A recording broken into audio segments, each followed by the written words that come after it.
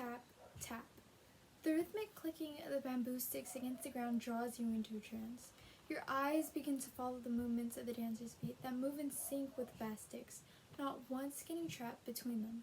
Suddenly, you're swept away by the vibrant colors of the Filipino dresses and costumes that accompany the dancers.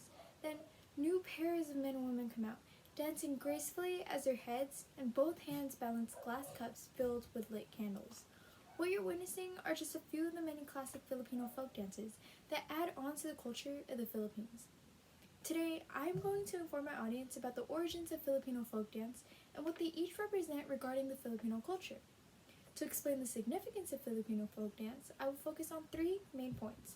First, how Filipino folk dances came to be. Second, what certain folk dances represent.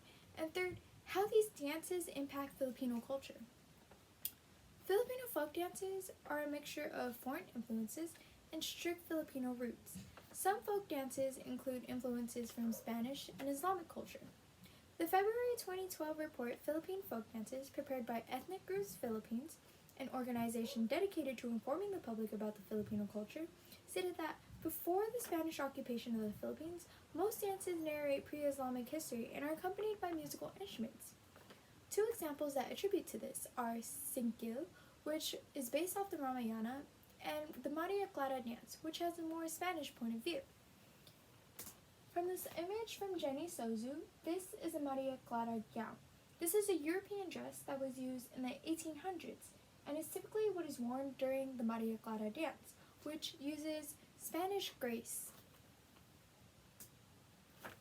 Despite being colonized often, Filipino dances stick to their roots. Alicia Arazon's 2006 book called Queering Mestizaje, Transculturation and Performance states that mestizo cultures epitomizes the in-betweenness of identities produced by the impact of colonial/cultural encounters and their intimate relation to social processes. This means that Filipinos, despite having a lot of foreign influences over them, kept their culture and stuck to their tradition. Now that we know Filipinos stick to their culture tightly, let's discuss how the dances related to their daily lives. Many of these folk dances were either of workers in the rice field, celebrations of weddings, birthdays, feasts. However, each folk dance represents something different.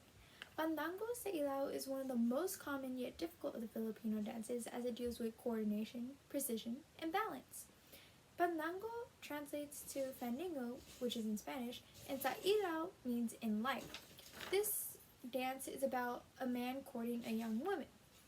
The January 2020 report Fandango sa Ilaw, prepared by Lika Filipino Folk Ensemble, says that dancers balance 3 lit candles in glass cups, which refers to sa ilaw, as they dance in 3/4 of Fandango with a partner. On the other hand, Tinikling is the national dance of the Philippines. Marites Buot, a professor at the University of the Philippines, Los Baños, wrote an article called Dance Movement Analysis of Tinikling, a portrayal of an agrobiodiversity landscape in 2017, explaining how the dance shows the association of the Filipinos with the biodiversity and the environment, portraying the attempts of farmers to catch tikling. Tikling is a small bird with thin, small legs that used to hop around in the Filipino rice fields, which quickly made them enemies of the Filipino farmers. In Tinikling, the dancers mimic the bird and hop around the bamboo sticks, which can represent the farmers trying to catch them. In this 2017 PCN video recorded by Rick Cadiente, you'll see dancers dancing the Tinikling.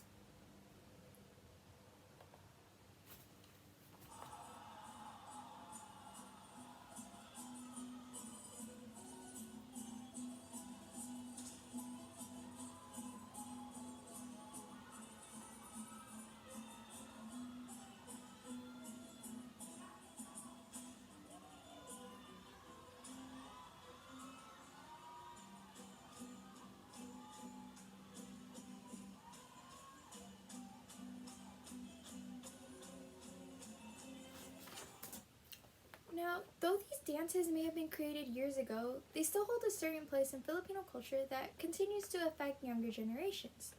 Those who don't live in the Philippines have the ability to carry on the work of their ancestors wherever they may reside in the world. For example, California has something called PCN, Philippine Cultural Night. Students can dance Filipino dances in front of an audience who can either watch for pleasure or learn more about the Filipino culture. In addition, Filipino clubs in high school and college do exist to help other kids learn more about the Filipino culture as well. In an interview conducted on March 29, 2020, Daniela Caluza, a student at Stanford University that is a dancer within their PCN program, says that the past 2 years of performing at our showcase have helped me learn more about my Filipino background and earn a personal connection to my past. Now, what exact past is she referring to? Well, these dances connect people to the past of the Philippines. A 2018 statistic by USA.Inquirer.net suggests that over 4 million Filipinos live in the US. This means that kids my age, or maybe even younger or older, have either a parent or both parents that migrated from the Philippines to the US, and they don't necessarily live there anymore, maybe they don't visit, but that makes them lose a sort of touch with their culture. In response, Declan Patrick, a dance teacher at Liverpool Hope University, wrote a journal article in 2014 called Filipino Folk Dance in the Academy. Embodied research in the work of Francesca Reyes-Aquino, Sally Amnes, and Ben Aldanzi, and stated that the dances hold the key to understanding the past in a meaningful way. But what he means by this is that the dances that we get to witness connect us to the Philippines not in a physical sense, but in a cultural sense. It makes us feel closer to our ancestors and what they went through in the past. Now, in conclusion, Filipino folk dances come from a combination of Spanish, Islamic influences, Filipino roots, and Filipino daily life. To this day, these dances have their own unique interpretations that play a major role in keeping Filipinos aware of their heritage and connected to the Philippines in a cultural sense. So, the next time you feel curious about your cultural background, take a look at their dances and try to find out what they're trying to say to you. After all, dance is something that brings people together regardless of where you are or who you are.